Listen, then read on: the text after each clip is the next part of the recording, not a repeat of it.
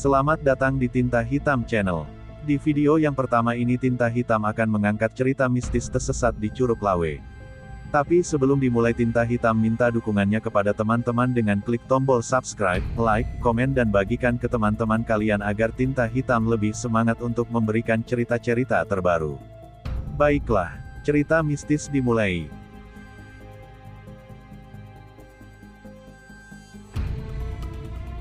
Berawal dari cerita saudara yang berada di desa daerah pelosok, yang bercerita bahwa kemarin ada sepasang laki-laki dan perempuan hendak pergi ke tempat wisata air terjun yang bernama Curug Lawe.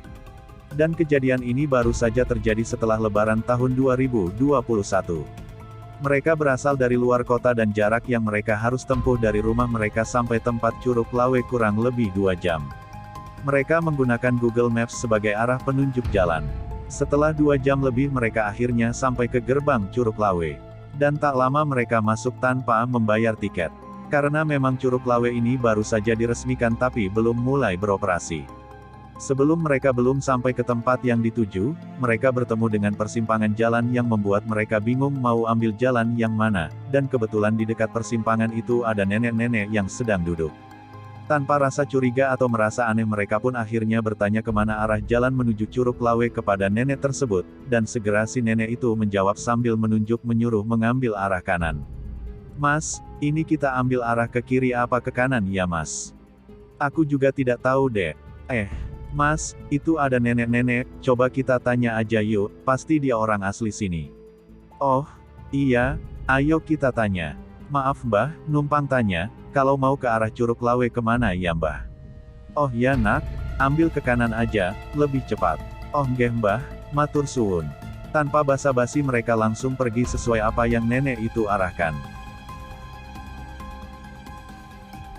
Tak lama kemudian bukannya sampai di Curug Lawe, mereka malah sampai di perkampungan. Ada salah satu penduduk yang meminta mereka untuk mampir ke rumahnya. Waktu itu hari sudah mulai sore karena sampai gerbang Curug Lawe mereka sampai pada siang hari kata mereka. Tanpa banyak tanya akhirnya mereka pun mau karena sedikit kehausan dan lelah tentunya karena perjalanan yang lumayan jauh. Mereka berdua pun disuguhi kue dan makanan. Akan tetapi mereka baru mulai merasa aneh setelah melihat minuman yang disediakan. Mereka berdua pun saling memandang satu sama lain. Karena minuman itu terbuat dari yang tidak seharusnya manusia meminumnya. Dan ternyata minuman itu terbuat dari tanah merah, mereka berdua pun tidak mau memakan makanan yang dihidangkan apalagi minuman itu. Sebenarnya makanannya masih terbilang lazim untuk dimakan manusia. Mereka pun bergegas meminta pamit kepada tuan rumah, berniat untuk kembali pulang ke rumah, karena mereka mulai merasakan hal-hal yang aneh terlebih setelah sampai keluar dari perkampungan itu mereka menoleh ke belakang. Ternyata itu hanyalah kebun jagung. Sontak mereka pun mulai ketakutan terlebih lagi motor mereka tidak bisa dikendarai. Karena memang itu hanya bisa dilewati dengan berjalan kaki.